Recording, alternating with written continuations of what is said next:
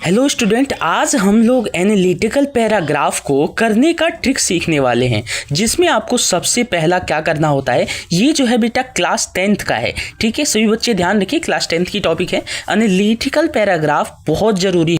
सबसे पहले बेटा हम इंट्रोडक्शन करने। इंट्रोडक्शन में क्या होता है, जैसे कि आपके चार्ट में दिया हुआ है, आपको एक चार्ट दे देगा बड़ा सा, उसमें कुछ कुछ ग्राफों से बताया गया होगा ऊपर नीचे लिख करके कि ये वैल्यू है, ये वैल्यू है। उसी में आपको लिखना है कि the chart is given described, ठीक है। आप इसमें से 3 पॉइंट है, कोई भी याद रख सकते हैं, जैसे कि the table suggested, the graph shows, है ना। ये जो दोनों हैं, इसमें से आपको जो आसान लगे, मैं तो कहूँगा जो इसमें से आपको आसान लगता है, जैसे कि ये ग्राफ सोज, इसमें से आप तीनों में से कोई भी आप कह सकते हैं, जैसे कि अगर किसी ग्राफ को आप दिखाना चाहते हैं, ठीक है। उसके बाद आता है दी डिस्क्राइबिंग टेंस यूज फ्रेजेस। अब देखिए, आपको जैसे कि मान लीजिए ग्राफ ऊपर जा रहा है, नीचे जा रहा है, या फिर फ्लक्चुएट हो रहा है, तो उसके लिए हम कौन सा यूज करते हैं। मान लीजिए लेवल ऑफ, मतलब कि आपको ये ग्राफ दिया हुआ है, ठीक है, और कहीं जा करके स्टॉप हो गया, तो वहाँ पे आप लेवल ऑफ का यूज करेंगे। फिर स्टेगनेट, ग्राफ सीधी जा रही है, फ्लक्चुएट कर रही है, ऊपर नीचे हो रहा है।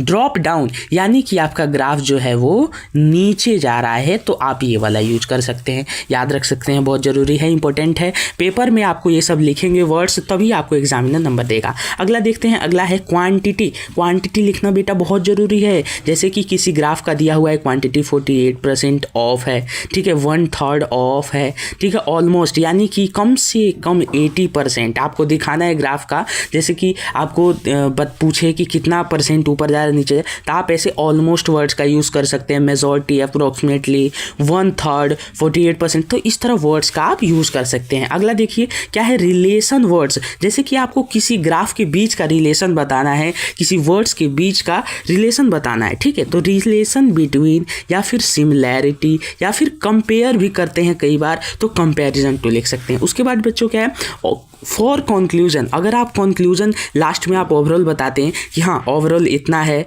या फिर सब्सिक्वेंटली इन शॉर्ट टर्म में अगर आप चीज़ों को बता रहे हैं, कंक्लूजन दे रहे हैं लास्ट में कि इस ग्राफ का कंक्लूजन ये है, तो वो चीज़ ये होता है, ठीक है। और देयरफॉर, इसी तरह बच्चों आप इन सभी को यूज कर सकते हैं और बहुत आसानी से आप सीख सकते हैं। स्क्रीनशॉट ले लीजिए, इससे अलग कुछ नहीं आएगा आपके एग्जाम में, ठीक है बच्चों, याद करें। धन्यवाद, मिलते हैं अगली वीडियो में अगली टॉपिक के साथ, ग्रामर के टॉपिक के साथ, और प्लीज़ सब्सक्राइब एंड लाइक।